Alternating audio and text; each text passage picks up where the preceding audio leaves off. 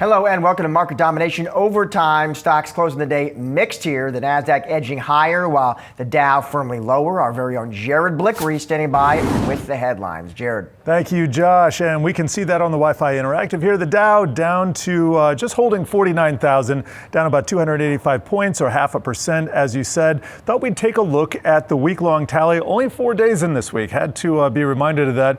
But the Dow down 0.5% over these 4 days. Nasdaq also in the red, but just barely. Almost actually did break even earlier today. And the S&P 500 spent the entire week in the red, ending it down about 0.33%. And we got to check out the small caps, which they were looking pretty strong earlier in the week, but they gave up some steam over the last 2 days, finishing in the red by 0.33%. And then the S&P 400, the mid caps, down about 0.5%. Only the micro caps here closing in the green of things we've seen so far. They're up holding on to gains of about 0.25%. But I want to show you the NASDAQ 100. These are some of the very largest technology stocks. That was just barely in the green. And we can even take a look at the Magnificent 7 ETF. That would be MAGS. That was up 1%. So a story of the very largest and the very smallest ending the week with some gains here. And let's take a look at the sector action. Here's what happened today. Materials in the lead, followed by staples and then communication services. Financial is a big underperformer there, down by 1.4%. I'll show you the 5-day tally. Energy was a big winner. We've seen energy and commodities in the forefront. Gold nearing 5,000, silver punching over $100 per ounce for the first time ever. That explains the material trade. That's XLB right there. And then you got some other minor winners here. To the downside, we got financials, the big banks not doing well after earnings. Some of the regionals, same story. Financials and utilities each down more than 2%. Real estate and industrials off more than 1%. And I'll finish here with the NASDAQ 100. This is, again, a week-long total. Let's sorry about that. Let's go down to 4 days. And here we see a bit of green, a bit of red. Broadcom, a big underperformer. That was down 9%. And if I look at Apple there, that's up or down about 2.9%. But checking out the semiconductor space, we saw some big winners and also some big losers. I mentioned Broadcom, but to the upside, we got Micron up 10, AMD up 12, ARM up 10, right there at the bottom. I'm circling that, and Western Digital up about 7. Meanwhile, in software, and I'll end here, kind of a mixed picture as well. Oracle down 7, Shopify down about 11 or 12 to the bottom, but Intuit and Now each up more than 3 or 4%, and Datadog up about 9%. Let's give that the 4-day look, and there you go, up about 9.33%. Josh? All right, Jared, appreciate it. Well, the labor market remains sluggish. 2025 was the worst year for hiring since the pandemic. Economists expect this low hire environment to persist. Our next guest says this could be a good thing for the markets. Joining me now is Tally Leger, the Wealth Consulting Group Chief Market Strategist. Tally, it is always good to see you. So the headline for your note here, Tally, profit paradox. And you kind of go into how slower hiring, this cooler labor market, how this could actually be bullish for the S&P 500. Explain that for us, Tally. Right. So I think what's lost in the narrative here, Josh, is that this is the basic recipe for margin expansion. When you have sales that are quite solid, even accelerating, meanwhile, the largest input cost or expense for pretty much any business is growing, but at a fairly weak pace. This has been a massive tailwind for margin expansion, and that was a big theme for us last year. We think it continues in 2026, Josh. So what's the math then, Tally? Like, what's an example? Like if profit margins jump by, X%, that could mean what for earnings growth? Yeah, well, so we have it in a chart, and if you look at the scale, these two series they're not on the same scale. So we refer to margins as the tail that wags the dog, meaning a 5% change in margins. That's a lot. Doesn't sound like a lot, but it is, because it historically, on average, could lead to earnings changes on the order of some 100%. So, but what if, Tally, if the market, let's say the labor market gets, it stays weak or even gets materially weaker, at what point, Tally, does that sort of margin tailwind you're talking about potentially become sort of a consumer demand headwind? So that is a concern, and this is why we're strongly encouraging the Fed to step in and support the labor market with additional interest rate cuts. But look, and this is lost in the narrative too. We have a massive cash mountain on the sidelines, approaching 8 trillion, and that's a conservative estimate. So the upshot here, Josh, is that could in turn support consumption and asset prices and continue this kind of self-reinforcing virtuous cycle we have in our hands. Now, you mentioned the Fed, Tally, so I got to ask you how closely, my friend, you're watching this ongoing competition, this race for our next Fed chief, because Polymarket, I don't know if you saw this, they now have Rick Rieder. Okay, the BlackRock legend himself, Tally. They say he's looking to be the favorite. What do you make of all this? I think that would be fantastic. You do? I would love to see. How come, Tally? Why?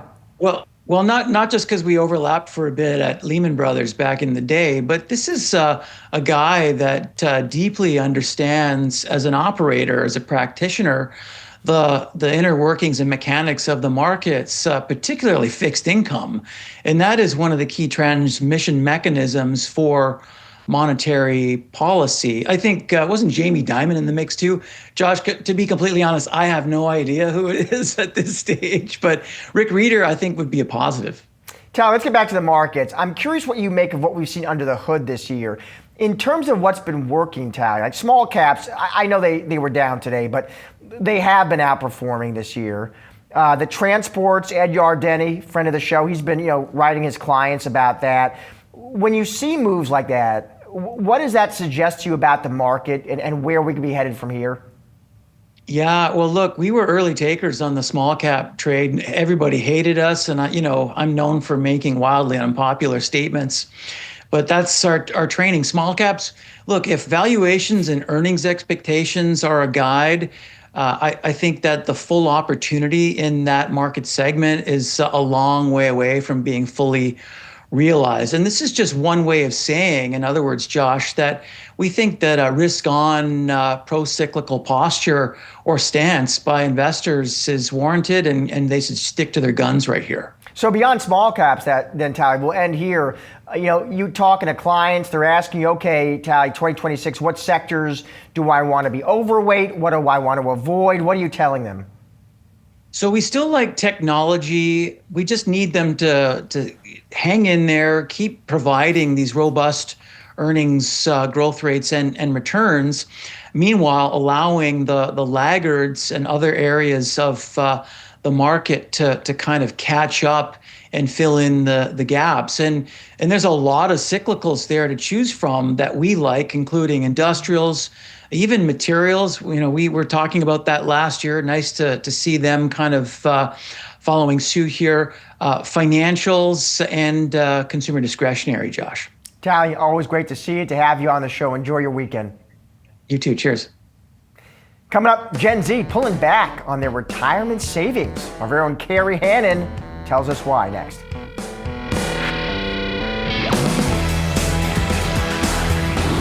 A majority of Americans are pulling back on retirement saving, with 51% either stopping or reducing their savings in the past 6 months. And it's Gen Z that's driving that trend. For more, we're bringing in Yahoo Finance senior columnist Carrie Hannon. All right, Carrie, so fill us in here. What is going on with Gen Z? Hey, Josh. Yeah, great to be here. Yeah, no, this shouldn't be terribly surprising, but in fact, it's a pretty big number. 6 in 10 of the older Gen Zers, we're talking those 18 to 29, reported to Allianz in their survey that came out this week that they had stopped contributing to the retirement savings or they had reduced it. And this is a really big deal. And it gets me, up in arms about it, because it's so hard to understand at that age age, how important the earlier you can start setting money aside will be for you in the long run, right? Because it seems like it's decades down the road. And for this generation, you're in your 20s, you're at an entry level salary, you might not be getting a big pay raise, and you have lots of pressure. You're feeling the squeeze. Costs have gone up, you have housing costs, you have rising credit card debt perhaps, or college loans, student loan debt. I mean, this is when you're feeling pressured like this, it's so easy to understand why someone in this age group says, you know what, this is an easy lever to give me a little relief. I can just pause this right now and do something else. And so it frees up that cash. They don't have that cash cushion. But Josh, it's the old statement, it's the time value of money. If you can start in your 20s, even setting a small amount aside and of even a low return, say even 5%, if you looked at that down the road, decades ahead at 65, what that would be worth and how meaningful that is to you is really something that it's hard to explain to somebody at that age, but this is a big mistake to cut back there. So let's do this. For the Gen Z viewers, Carrie, who are listening to this, tips and tricks. What would be your guidance, Carrie? Oh my gosh. The most important thing is, okay, I think cutting back your retirement savings, even if you're setting aside a small amount, is not the place to go. I totally get feeling the squeeze.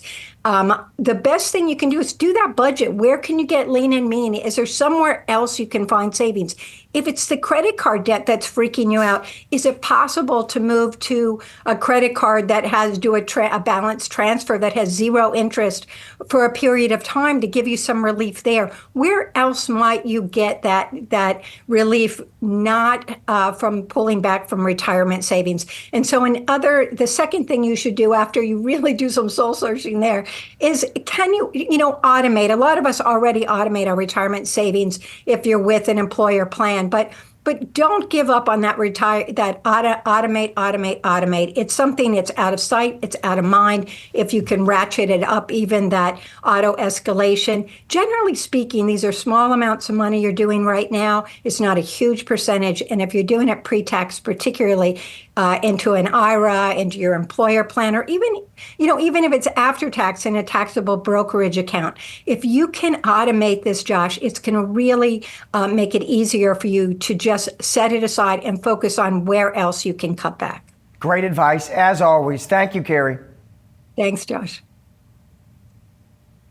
Well, shares of construction equipment rental company Equipment Share surging after making its debut on the NASDAQ. Company raising nearly $750 million in its IPO. Equipment Share's CEO joined Market Catalyst this morning to discuss the decision to go public and a whole lot more.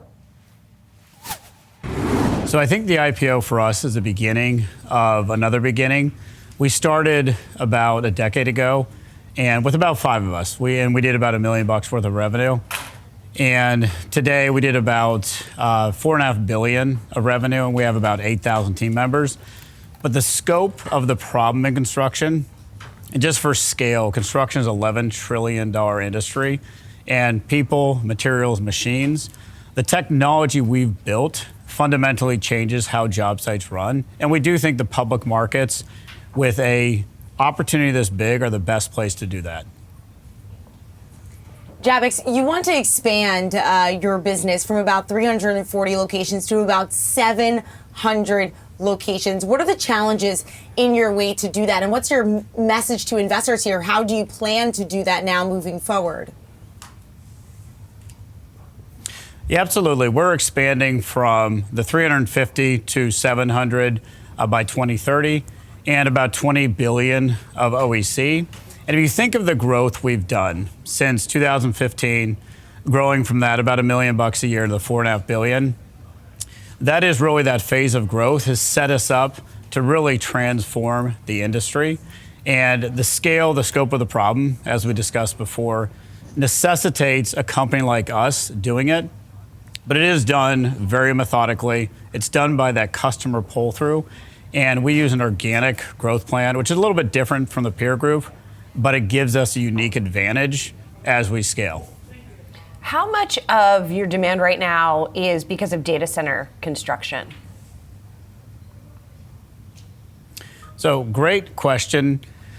Data centers are a tailwind. It's not a huge portion of our business. If you think of, again, construction, you have trillions and trillions being spent, and that gap in productivity is what we're solving. Data centers and the tailwind of AI is absolutely a tailwind.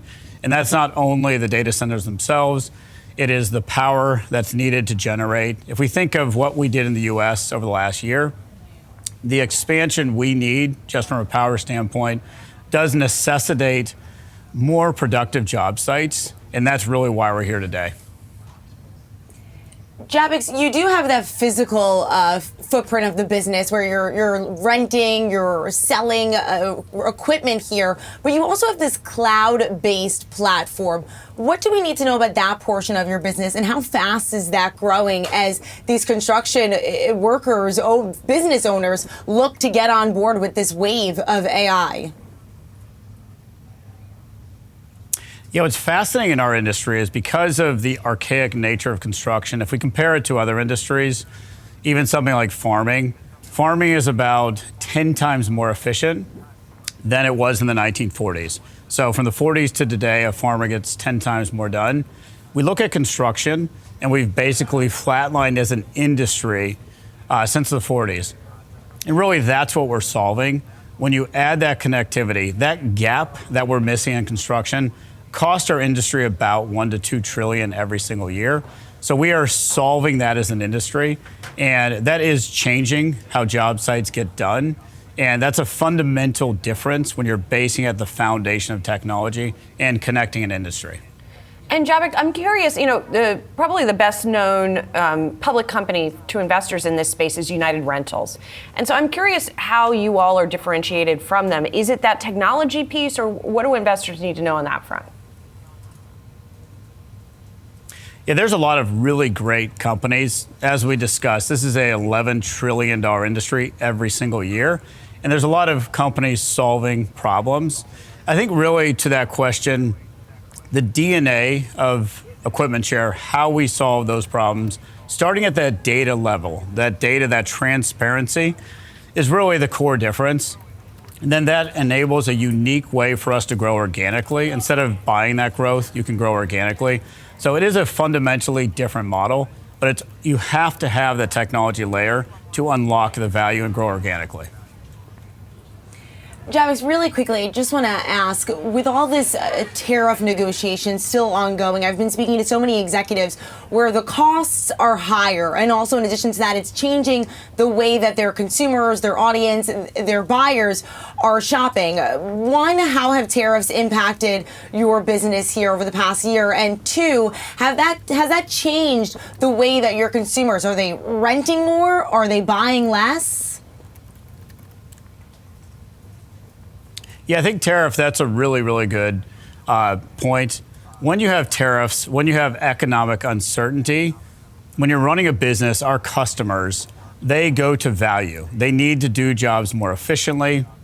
They need to understand what's happening on the job site. And that's where that T3 technology unlocks such a value for our customers that they're able to extract more value for their clients, bring more value, run safer job sites, run more efficient job sites. And they are in business to make money, so they can make more profit. And we think of tariffs, when there's uncertainty in the market, you tend to buy less stuff. And really our business model, we already have the machines. We have about 8.5 to 9 billion of OEC, and that allows you to power these job sites without having to deal with the uncertainty of tariffs and supply chains. Time now for what to watch. It is the busiest week of earnings season, anchored by big tech. 4 of the Magnificent 7 companies are reporting. On Wednesday, we're going to hear from Microsoft, Meta, and Tesla. At Microsoft, the focus is cloud capacity and whether AI demand is being constrained by data center bottlenecks. Meta investors will be watching CapEx closely as spending tied to AI infrastructure continues to rise faster than its peers, potentially pressuring margins. And for Tesla, analysts are watching data around deliveries, pricing, and progress on autonomy and AI. It's coming after CEO Elon Musk said early production for the Cybercab and Optimus will be agonizingly slow. Apple then reports on Thursday with investors zeroed in on margins amid rising memory costs and iPhone demand trends. And if that's not enough, there's also a Federal Reserve decision. Markets are widely expecting the central bank to hold rates But the backdrop for the meeting, fierce political pressure from President Trump and the looming announcements of the president's pick for the next Fed chair, the betting market's showing a late swing toward BlackRock's Rick Rieder. According to Polymarket, its odds now nearing 50%. Well, that's going to do it for today's Market Domination Overtime. Be sure to come back tomorrow at 3 p.m. Eastern for all of your coverage leading up to and after closing bell. But don't go anywhere. I've got you covered for the next half hour with our special Housing Crisis, the New Reality. Stay tuned.